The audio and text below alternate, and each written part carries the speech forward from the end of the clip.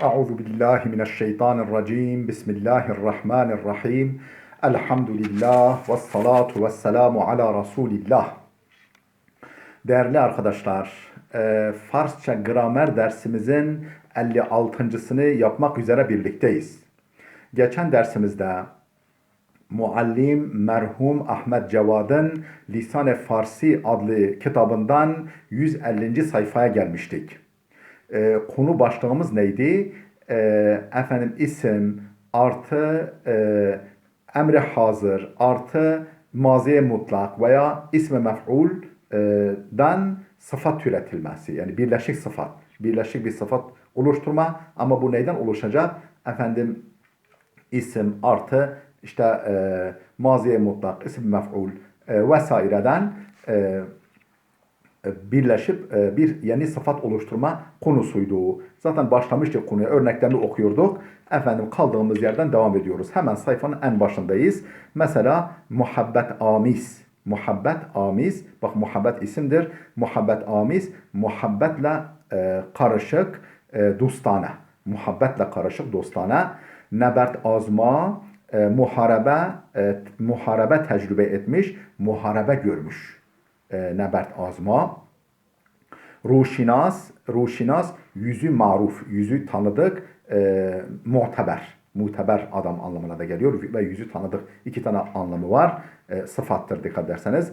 Cenk azmude harp tecrübe etmiş. Yani harp deneyimi geçirmiş, harbi denemiş. Harp tecrübe, cenk azmude, efendim cihandide, cihan dünya demek, cihandide dünya görmüş, cihan görmüş, hudadat Allah tarafından verilmiş. Allah tarafından verilmiş hudadat, çeşm refte, daha doğrusu hışım refte, hiddete varmış, hiddetlenmiş. Hiddete varmış, hiddete gelmiş, hiddetlenmiş anlamında. Hab alud, uykuya mağlup olmuş. Efendim uykusu olan. Hab alud, uykuya mağlup olmuş, uykusu olan demek. Efendim saya perverde, gölgede büyümüş. Gölgede büyümüş, tecrübesiz. Yani böyle serin yerde, rahat yerde büyümüş. Efendim tecrübe dolayısıyla sıkıntı çekmemiş. Dolayısıyla tecrübesiz anlamına geliyor. Seramet aynı manası, yani mutamut manası nedir seramedin? Başa vasıl olmuş. Yani başa ulaşmış. Efendim ali, yani normal kullanıldığı anlam ise ali, yüce, mutemeyyiz, seçkin, yüce ve seçkin anlamına geliyor. Peder murda, babası ölmüş. Peder murda, babası ölmüş. Zaban buride mutamut manasıyla, harfi manasıyla zaban buride dili kesik. Bizim bildiğimiz dili kesik. Efendim kullanıldığı anlam hangisi? Sakit, yani suskun, konuşmayan. Bu suretle teşkil edilmiş isimler dahi vardır. Yani bu şekilde efendim isim artı emre hazır veya maziye mutlak veya isim mef'ul ile bu şekilde teşkil edilmiş birleşik isimler de mevcuttur. Mesela çeşmdaşt, intizar, ümit. Yani efendim hani gözü olmak, bu işte gözü olmak. Yani bu işin beklentisi içinde olmak veya o işi ümit etmek anlamında çeşmdaşt. Destburt, galebe, garet. Yani galebe etmek, galip gelmek, garet. Yani yağmalamak, destburt. Efendim şahzade, padişah çocuğu, prens. Bak şah efendim isim, zade de doğmuş. O isim mef'ul, isim artı isim mef'ulden yeni bir isim oluşmuş. Padişah çocuğu anlamına geliyor, prens. Pişkeş, efendim burada piş ön demek, isim. Keş de çek demek, yani öne çekmek. Yani işte pişkeş, önüne doğru çekmek. Hediye turfanda gibi anlamlara geliyor. Buz, ayak demek. Buz da öp demek. Busa buradan geliyor. Buz, ayak öpme. Destband, bilezik an dest efendim el demek. Band de bağla demek. Destband efendim bilezik. Yani isim artı emre hazır eşittir yeni bir isim. Paylağız ayak sürçmesi. Pay lağaz. Pay ayak demek. Lağaz da kay demek. Ayak sürçmesi. Yani bambaşka bir anlama geliyor. Guşmal, guşmal, kulak bükme, te'dib, yani birinin kulağını bükme, te'dib etme, ceza verme. İsimle menfi bir emre hazırdan müteşekkil sıfatlar da vardır. İsim artı olumsuz emre hazır. Yani nehy hazır. Yani hazır karşımızda olan bir kimseye nehi yöneltmek. Yani onu bir şeyden men etmek. İkisinden ibaret meydana gelen sıfatlar da vardır. Yani isim artı nehy hazır veya emri hazırın menfisi, olumsuzu bunlardan müteşekkil meydana gelen sıfatlar da vardır. Mesela kesme purs aynen manası şudur. Yani mutamut kimse sorma. Kesme purs kimse sorma. Efendim peki normal manasına yani kullanıldığı anlamına sorulmaya gayri sorulmaya layık olmayan kesme ters kimseden korkmaz. Kesme ters kimseden korkmaz. Hiç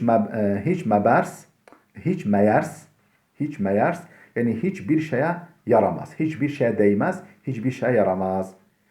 Hiç medan hiçbir şey bilmez. Hiç medan hiçbir şey bilmez. 11. madde isimle sıfattan mürekkep sıfatlar. İsimle sıfattan. Yani isim artı sıfat eşittir isim. Daha doğrusu isim artı sıfat eşittir yeni bir sıfat. Yani bu şekilde birleşik sıfatlar. Dil agah, agah dil, zeki, müdebbir demek. Dil, gönül demek. Agah, uyanık. Bak isim artı sıfat, agah dil, yani bundan oluşmuş. Onun maklubudur. Ters çevrilmişi. Zeki, müdebbir. Zeki adam ve işleri iyi evirip çeviren, döndüren adam. Sohan şirin, sohan söz demek. Şirin tatlı, isim artı sıfat, tatlı sözlü. Tatlı dilli, tatlı sözlü. Ruy siyah, kara yüzlü, fena nam kazanmış. Yani kötü nam, kötü şöhret kazanmış demek. Dil tank, tank dil, canı sıkılmış demek. Yani gönlü dar, içi daralmış. Yani canı sıkılmış demek. Riş safid, ak sakallı. Riş sakal demek, safid de beyaz demek. Ak sakallı, beyaz sakallı. Seregiran veya giranser, sergiran, giranser, sarhoş demek. 12. madde sıfat-ı adediye ve mübhemeden biriyle de mürekkep isimler ve sıfatlar teşkil edilir. Ne dedi? Sıfat-ı adediye yani sayı sıfatı ve mübheme yani sıfat-ı mübhemeden biriyle de mürekkep isimler ve sıfatlar teşkil edilir. Birleşik isimler ve sıfatlar oluşturulabilir. Mesela dukart tam manası, dukardın tam manası iki bıçak ama makas anlamına geliyor. Hani makas iki tane bıçağın adeta üst üste oturtulması ve birleştirilmesine meydana geliyor ya onun gibi dukard aynı manası iki bıçak ama makas anlamında kullanılıyor. Çaharmaks aslında dört iç. Çaharmaks iç demek. Çaharmaks aynı manası dört löp iç demek. Dört iç yani ceviz. Cevizin aslında iki tane yani cevizi kırdığın zaman biraz da bilhassa bu ince kabuklu ceviz iki tane şey ama her biri iki parçada meydana geliyor. Dolayısıyla dört iç. Dört iç ceviz anlamına geliyor. Çarmıh diyoruz ya çarmıh aynen yani harfi manası dört çivi demek ama haç şeklinde insanı çivileyerek idam etmek. Haç şeklinde insanı çivileyerek idam etmek, salb etmek yani asmak idam aleti. Çend kaç demek. Gune de çeşit birkaç türlü. Çend gune birkaç türlü muhtelif. Bakın sayı sıfatı ile isim. Sayı sıfatı artı isim muhtelif. Çarpa, çarpa, dört ayaklı demek. Çarpa, dört ayaklı demek. İhtar, not, önemli not. Hani hatırlatma not. Arabi isimler ve sıfatlar istimaliyle de dahi mürekkep kelimeler yapılır. Arapça isimler ve sıfatlar kullanılarak da mürekkep kelimeler yapılır. Mürekkep kelimeler yapılabilir. Yani illa Farsça olması gerekmez. Bu kelimeler Arapça kökenli kelimelerden de yapılabiliyor.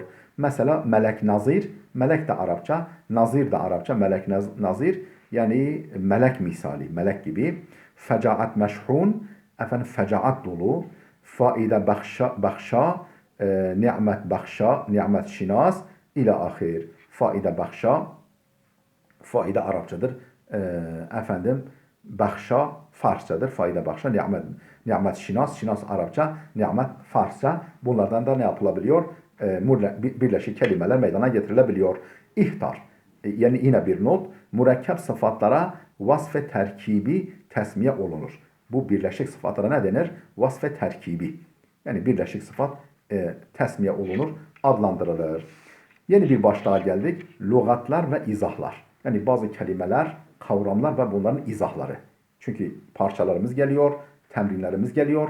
O temrinlerin mesela tercümelerin yapılabilmesi için Farsçadan Türkçe'ye veya Türkçeden Farsça tercümelerin yapılabilmesi için kelimelerin bilinmesi lazım. O kelimeleri önceden bize öğretiyor.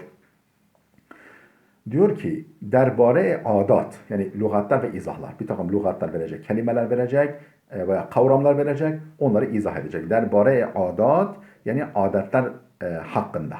Derbare adat adetler hakkında yani gelenekler hakkında. Rik kum demek. Rik kum demek. Abadi ma'muriyet iskan. Ma'muriyet iskan ve umran. Ma'muriyet yani bayındırlık. İskan yani bir yere insanın yerleşmiş olması ve umran abadi yani abat olduk yani mamur olduk, şen olduk. Hevlnak korkunç. Hevlnak korkunç. Yaft şudan bulunmak. Yaft şudan bulunmak. Rubah tilki. Menzilkerden ikamet etmek, menzil ittihaz etmek.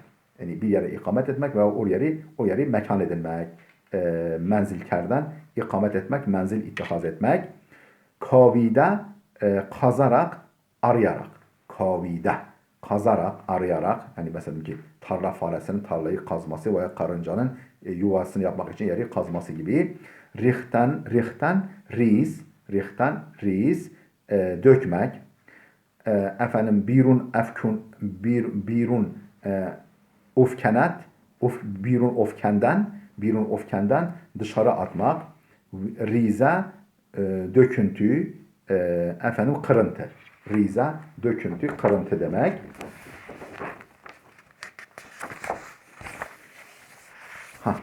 Parça, döküntü, kırıntı, parça. Hunud, Hintliler. Hintliler. Azım şudan, azmetmek, arzu etmek. Azım şudan, yani azimli olmak, azmetmek, arzu etmek. Bahem mi bendet, beraber bağlar. Bahem mi bendet, beraber bağlar, bağlamaktan. Kurra, yavru, at, eşek, deve hakkında kullanılır. Kurra, yavru demek. Bu neyin yavrusu? At, eşek, deve hakkında, yani yavrusu hakkında kurra kullanılıyor. Cudaşudan uzak olmak. Ayrılmak. Tizrav, çabuk yürür. Cuval, çuval demek. Her çizutlar mümkün olduğu kadar çabuk. Her çizutlar mümkün olduğunca çabuk. Berengihten sürmek. Sift costan ber, geçmeye çalışmak. Sift costan ber. Beçenk averden, yani pençesine geçirmek, avucuna geçirmek, pençenk averden, ele geçirmek. Mukarrer sahtan tahsis etmek. Birine bir şey tahsis etmek. Yaftan, daha doğrusu baftan vurmak, urmak yani vurmak. Kut kerden efendim kut kerden efendim kut şeddesiz diyor. Temine maişet etmek. Kut kerden yani azık etmek, azık edilmek. Kut şeddesizdir. Temine maişet etmek, geçinmek. Hur, hura, hurakha me'kulat. Yani yenilecek gıdalar. Bendegi numudan ifaya ubudiyet etmek, kulluğunu yerine getirmek. Tersi ist terse izet. İzet yani yazdan Allah demek. Terse izet mahafetullah Allah korkusu. Burada dursun değerli dostlar. Gelecek dersimize kadar Allah'a emanet olun.